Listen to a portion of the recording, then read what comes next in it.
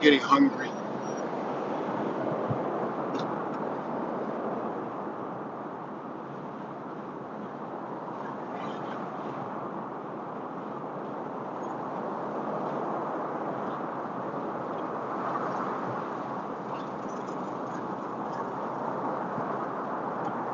All right,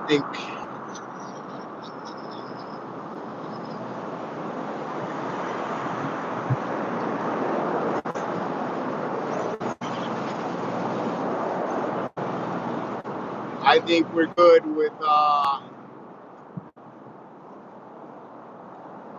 venting out the car.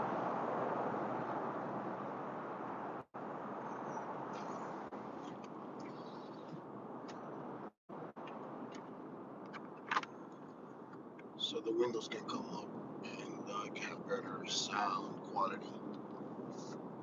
Um, the title of this video is Where Demons Crash and Burn. This is not judgment. I'm not qualified to judge anybody. Um, and this is not for educational purposes because I'm not a teacher. I don't want to be a teacher.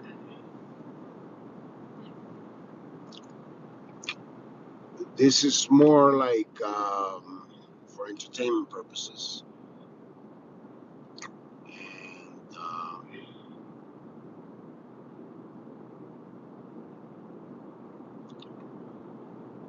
it's more an observative narrative of my own experience, in particular, the spiritual experience that we are living superimposed to this physical reality, whether you can see it or not. If you can't see it, doesn't mean it's not there. I've never been to France, but I can't say it's not there.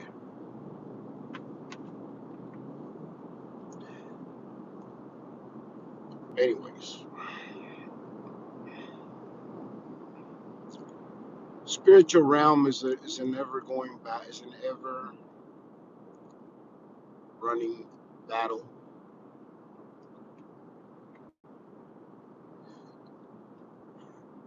And every entity,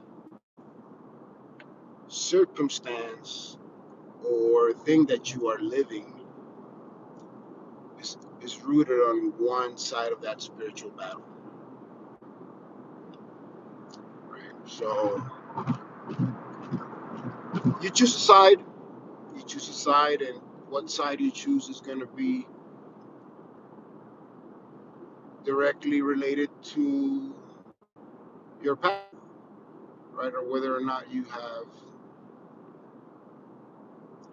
if you're following a spiritual path, a spiritual journey of seeking truth, or if you're just conforming to the program that was shoved into your head since you were little, that's an option. That's actually an option that most people enjoy. So, um, but being alert, awakened to these, to reality happening simultaneously in two dimensions, and be able to interface them or see where they interface, because you don't interface them, you can observe how they interface, and then you can have a better idea of cause and effect. As above, so below, but it all starts in the spirit realm, and the channel is the thought, right? As thoughts create things. Anyways, I am deviating from the topic because I'm not here to teach anything. I'm over explaining myself. Um, Back to my story. My life, for whatever reason, has had patterns of being under spiritual attack, and that went on for a long time. still continues. Okay, what changed was my preparedness for it, how sharp my sword, or whether I knew I had a sword or not, or whether I had sharpened it. And then the outcomes are different now. So my encounters with these parasites is different these days. These days, they come to my life to crash and burn. And there's no judgment, because like I said in the beginning of this video, I'm not qualified to judge anything or anyone. It's more what's transcended, because I never gave in. I kept walking into my path, and the battle intensified.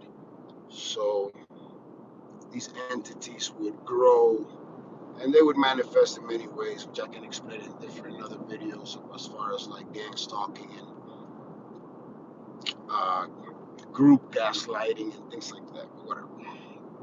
Well, not whatever, because when those things were happening, when they first began to happen, I was helpless. I was fearful. Uh, I was pretty much afraid of it. Fear for my life, and when you fear for your life, it's a bad place to be. So, um, yeah, and the way that's changed now I'm equipped. After so long and during the battle, you learn how to defeat the bully. Bully,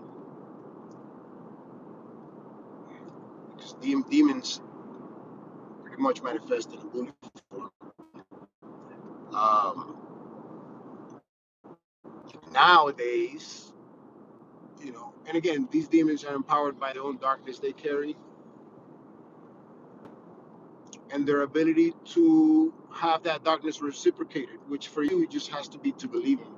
If you believe him, you're already reciprocating that darkness back to empower them, right? They're definitely vulnerable to the light, but if I can be submitted into their fears, then my light is going to be dimmed enough for them to function,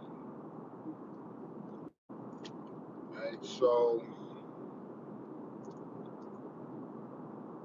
now that I can hone my vibrational state, my frequency, no matter what's in front of me, which has been a long time coming, I'm starting to feel that certain level of completion kind of in the past few months, beginning to develop, um, and allowing me to express it more the way I'm feeling it. So, but then it's my nature also to not be visible. It's in my nature to not be visible. So, my transformation happened behind closed doors, which means that nowadays a lot of demons underestimate when they come into my sphere what's really going to happen. What's going to happen is I'm going to take all the oxygen out of them. First thing is there's no fear. Right? And again, no judgment, but demons have an agenda and they don't benefit you. So, first thing is no fear. The rest just comes naturally if I'm walking in spirit. Um, Shed light, that's it. Just shed light.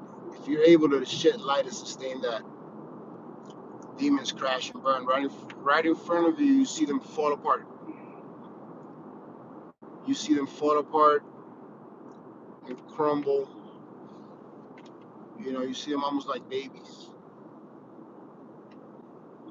right? But you have to be able to hone your energy and know what you stand by. And if you don't know what you're standing by, don't even try this at home. Again, this is for entertainment purposes only. Um,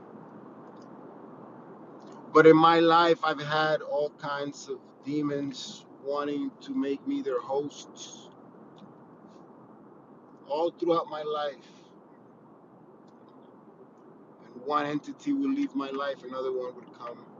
Some would want to come for a short term, some would want to stay long term. And there was a period of my life where I was operating on naivety, spiritual naivety, not understanding the full, not understanding even universal laws, not understanding the spirit realm, not understanding the connection between, you know, say even a sexual connection and the karma transfer. So many things I didn't understand. So I would let all energies in my life, trusting on my own ability to survive any energy that came into my life and sustain my own. Uh, but that, you know, I became a host of a harbor, a safe haven for demons because I would never judge them, but they would drain me, and I would never become them, but they would drain me. And my non-judgment is best practice with the worst of the worst. So I wouldn't judge them, but at the same time, I knew that I was being developed to be able to hold my light, so that every encounter became a little more manageable, and I could direct. I can direct the progression of our encounter, right? So lately, it's becoming really easy for um, for me to uh, exercise these demons because they can't withstand light. I'm holding my light at this point,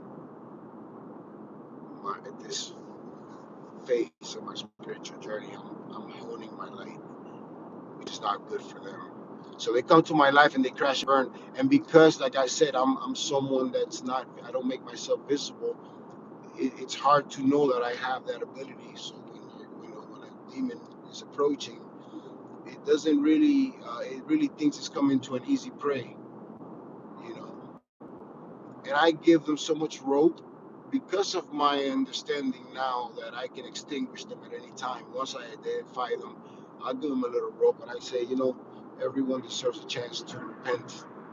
You might repent in the process of this shit you think you're about to do in my life.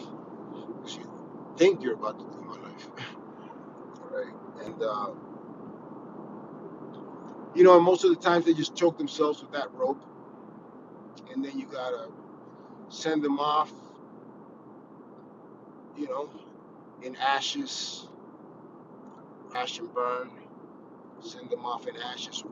Where do demons go after they crash and burn? I don't know. I hope to a good place. I hope to a place where they can, a place of reflection, where they can see their own light and be able to dispel whatever energies they're hosting and come back to the light. Hopefully that's what happens, but that's between them and God. It's none of my business. My job is to make sure that I keep sharpening my sword so that when a demon wants to come in my life, they just simply crash and burn. It's automatic at this point. So, um, and then wish them the best and make sure I don't ever harm anyone. This is for entertainment purposes only. I'm not teaching anything, and none of this is tied to any type of historic or uh, sacred context. This is just me and the life I live in my head and what I think I see, and it's real to me, and I don't harm anybody. So yeah, this is where demons crash and burn. Hopefully, somebody. Where am I going? I'm going to. I'm going northbound on 95, South Florida, from South Florida undisclosed location to South Florida undisclosed location. Let's just say it's beachy. It's beachy for sure. Yeah. So that's that. I guess I'm leaving this as a timestamp because maybe people research me before they want to come close to me with demonic vibes and understand that it's just not going to float. We're operating from the light, and there's just nothing beyond.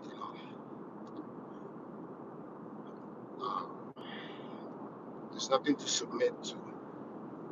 And I encourage everyone to empower themselves in their light, because those things that don't feel right in your life, they're not right. Your intuition's not lying. You have to listen. A lot of times we don't listen because we are afraid of the confrontation that this might ensue, but that's because we're not equipped. Life is a spiritual battle. This is for entertainment purposes only, and you know,